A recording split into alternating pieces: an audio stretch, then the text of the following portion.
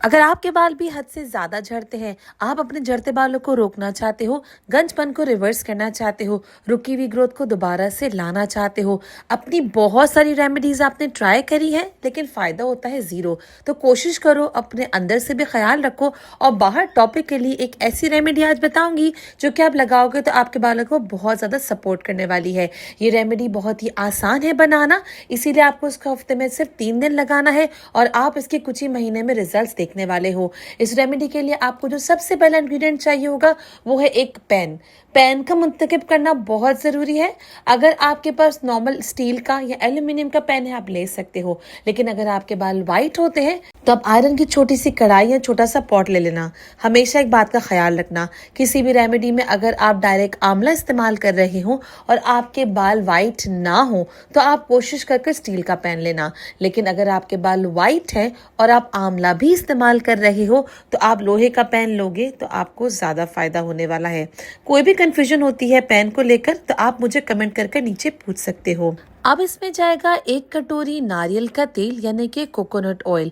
अगर आपके बाल लो पोरोसिटी के हैं तो आप इस नारियल के तेल के साथ साथ ऐड कर सकते हो बादाम का तेल या आर्गन ऑयल। लेकिन अगर आपके बाल मीडियम या हाई पोरोसिटी के हैं तो आप डायरेक्ट कोकोनट ऑयल भी यूज कर सकते हो। कोई भी कंफ्यूजन है कि कैसे पोरोसिटी चेक करते हैं या आपको नहीं पता कि क्या होता है ये, तो आप कमेंट करना, मैं आपको इसकी डिटेल वीडियो शेयर कर दूंगी। ये जो नारियल का तेल हमने यहाँ पे डाला है ना, उसका एक बहुत ही इंपॉर्टेंट रीजन है, ये एक डीप इमोलियन की तरह काम करता है। इसका मतलब सिर्फ यह है कि आपके बालों को सॉफ्ट और स्मूथ बनाता है। इसमें जो फैटी एसिड्स हैं वो आपके बालों के अंदर तक पेनिट्रेट करते हैं। हमारे बालों का जो कॉर्टेक्स है उसके अंदर तक जाकर वो एब्सॉर्ब करते हैं। कोई अगर आपके बालों में प्रोटीन लॉस है तो वो उसको बचाते हैं, इसीलिए ये बालों की लचक को लाते हैं। तो अगर आपके बाल बहुत ज़्यादा ड्राई है, डैमेज है, फ्रिजी लगते हैं ना, तो कोकोनट ऑयल अगर आप यूज़ करोगे तो आपके बालों की वो जो लचक है वो दोबारा से वापस आ सकती है। अब इसमें हम थोड़े से कड़ी पत्ते डालेंगे। करी लीव्स ना सिर्फ आपके बालों को काला करती है क्योंकि इसमें मेलानोसाइट्स एक्शन का काम होता है, बल्कि साथ ही साथ बालों की ग्रोथ भी करती है। अगर आपको बहुत ज़्यादा हेयर शेडिंग है, हेयर शेडिंग से मतलब ये है कि अगर एक दिन में आपके 100 से ज़्यादा बाल झड़ते हैं तो ये उसके लिए बहुत इंपॉर्टेंट है क्योंकि फॉलिकल को नरिश करती हैं।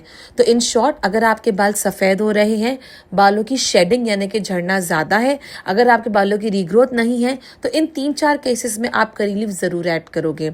अगर आपको भी इनमें से कोई प्रॉब्लम है तो मुझे कमेंट करके ज़रूर बताना कि आपको हेयर शेडिंग का इशू है, बालों की रीग्रोथ नहीं होती या आपको वाइट बालों का प्रॉब्लम है। हो सकता है आपको तीनों भी हो, तो जो भी है आप मुझे कमेंट करके बता सकते हो। अब इसे आप बिल्कुल स्लो आंच पे पकाओगे। अगर आप नोट करोगे तो यहाँ पे बिल्कुल भी बबल्स नहीं आएंगे। ये तेल बहुत ज्यादा खौलता हुआ नहीं होना चाहिए। एक बात यहाँ पे हमेशा ख्याल रखना, क्योंकि मैं ये तेल बहुत सारे ऑयल से बनाती रहती हूँ, तो अगर आप यहाँ पे सरसों का तेल यूज करोगे तो आंच आप और ज्यादा स्लो रखोगे, क्योंकि सरसों का तेल ज्यादा जल्दी धुआं निकालता है, ज्यादा जल्दी उबलने लगता है और जलने लगता है, इसीलिए उसको और ज्यादा कम रखोगे। और यहाँ पे हमने जो नारियल का तेल रखा है वो बिल्कुल लो टू मीडियम के बीच में रखा है। अब इसमें जाएगा थोड़ा सा आंवला, लेकिन यहाँ पर हम आंवला को ट्रेडिशनल वे में नहीं डालेंगे, थोड़ा सा डिफरेंट करके डालेंगे। आपको लेने हैं 2 आंवला, उसको वॉश कर कर अच्छे से कद्दूकश कर लेने हैं। कद्दूकश करने के बाद इसका जूस आप इसमें से सारा स्क्वीज कर कर अलग कर लोगे और इस आंवला को आपको ड्राई करने रखना है। ड्राई करने के लिए इसे रूम टेम्परेचर पर ही ड्राई करेंगे। ये तकरीबन 4 से 5 घंटे में इस तरीके से हो जाएगा। फिर आपको इसमें ऐड करना है। इसका मकसद सीधा सा ये है कि अगर आप इसको जूस निकाले बगैर इसमें ऐड करोगे तो इसके न्यूट्रिएंट्स तो आएंगे, लेकिन इससे पानी का कंटेंट इतना होता है कि तेल की शेल्फ लाइफ कम होगी। इसीलिए हम इसके जूस को अलग से एक्सट्रैक्ट कर कर सिर्फ सूखे आंवला को डालेंगे, क्योंकि ये आंवला का जो सूखा पार्ट, जो ड्राई पार्ट है, इसमें भी अभी भी न्यूट्रिएंट्स है। जब आप इसमें डालोगे तो आप नोट करोगे कि इसमें हल्के से बबल्स आना स्टार्ट हो गए हैं, लेकिन इसमें जो हम नेक्स्ट इंग्रेडिएंट डालेंगे वो इसमें भी और बबल्स लाएंगे। अब इसमें जब आप डालोगे फ्रेश एलोवेरा, ये फ्रेश एलोवेरा जैसे ही इसमें जाएगा आपको तेल में बबल्स दिखने लगेंगे।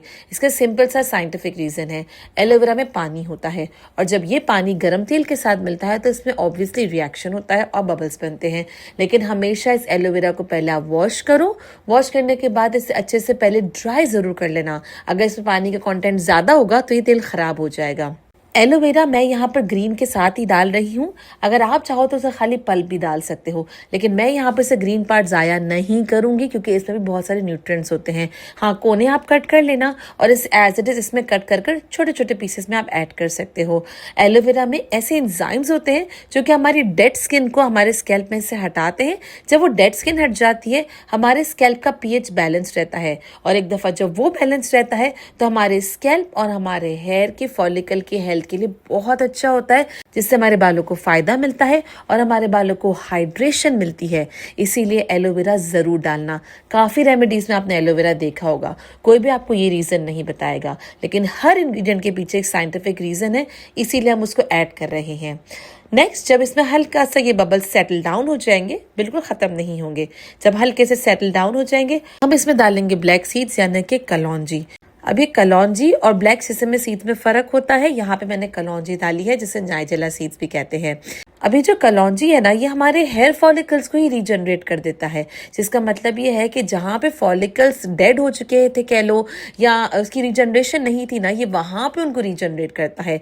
सेकेंडली, अगर आपको याद हो तो मैंने काफी वीडियोस में अपनी हेयर ग्रोथ साइकिल का जिक्र किया है। हमारी हेयर ग्रोथ साइकिल में कुछ फेज होता है जिसमें बालों की ग्रोथ होती है, कुछ फेज होता है जिसमें बाल टूट रहे होते हैं, और कुछ फेज होता है जिसमें बाल झड़ रहे होते हैं। तो अगर आप चाहते हो कि बाल कम झड़े और लंबे टाइम तक के लिए आपके सर पे रहे और लंबे भी हो, मोटे भी हो, तो आपको बालों की ग्रोथ की साइकिल को बढ़ाना होगा। तो ये कलौंजी ही हमारे उस ग्रोथ फेज को बढ़ाता है। अब जब एक बाल ग्रोथ फेज में ज्यादा टाइम तक रहेगा तो बालों की ग्रोथ हुई, फिर बाल वही लंबे होते चले जाएंगे, और एक दफा जब सारे बाल लंबे होंगे तो वो आपकी चोटी को मोटा दिखाएंगे, डेंसर दिखाएंगे। इसीलिए ये कलौंजी बहुत इंपॉर्टेंट है। हमने रैंडमली इसमें कोई भी इंग्रेडिएंट यूज नहीं किया, हमने सारी चीजें सोच समझ कर इस्तेमाल करी हैं।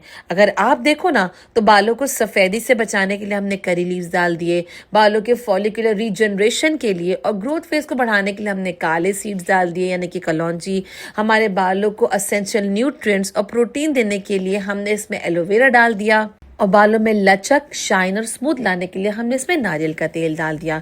अगर आपके पास थोड़े से फेनुग्रीक सीड्स यानी कि मेथी दाने हैं तो वो भी आप इसमें जरूर डालना, स्पेशली अगर आपको डैंड्रफ का इश्यू है, अगर आपको लगता है कि आपका स्कैल्प बहुत ज्यादा ड्राई हो जाता है कभी, या कभी एक्सट्रीम ऑयली हो जाता है और बालों की जो लेंथ है वो ड्राई हो जाती है, तो आप फेनुग्रीक सीड्स इसमें जरूर ऐड करोगे, क्योंकि ये ना सिर्फ आपकी स्कैल्प को बैलेंस करता है, बल्कि जो हमारे बालों की लंबाई है, जिसे हम हेयर शेफ्ट कहते हैं ना, ये उसकी भी इंटेग्रिटी को बहुत हद तक बचाता है, जिससे आपके स्प्लिट एंड्स नहीं होते।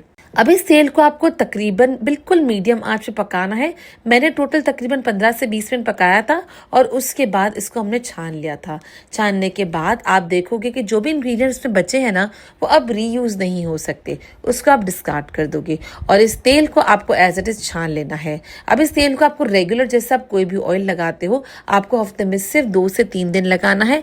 स्कैल्प पे भी लगाओगे क्योंकि ये आपके स्कैल्प की जो फॉलिकल्स है उसको एक्टिवेट करेगा, और बालों की लेंथ पे लगाओगे क्योंकि बालों की लेंथ में भी शाइन देगा, स्मूथनेस देगा, स्प्लिट एंड से आपको प्रिवेंट करेगा। इसको लगाने के बाद आपको मिनिमम 1.5 से 2 घंटा रखना है, और मैक्सिमम आप इसको पूरी रात भी रख सकते हो, और फिर आप इसको किसी भी शैम्पू से वॉश कर लोगे। अगर आप रियली चाहते हो ना कि बालों के फॉलिकल्स की एक्टिवेशन हो जाए, तो आपको स्कैल्प का पूरा एक प्रोसेस करना होता है। सिर्फ तेल लगाने से आपके बालों में वो एक्टिवेशन शायद ना हो पाए। वो प्रोसेस पूरा कैसे करते हैं मैंने इस वीडियो में बताया है। इस वीडियो के लिए आपको मेंबरशिप बाय करनी पड़ेगी। थोड़े से ही पैसों में आपको बहुत ही ज्यादा सीक्रेट रेमेडीज मिलने वाली है। तो I will see you there, till then bye bye.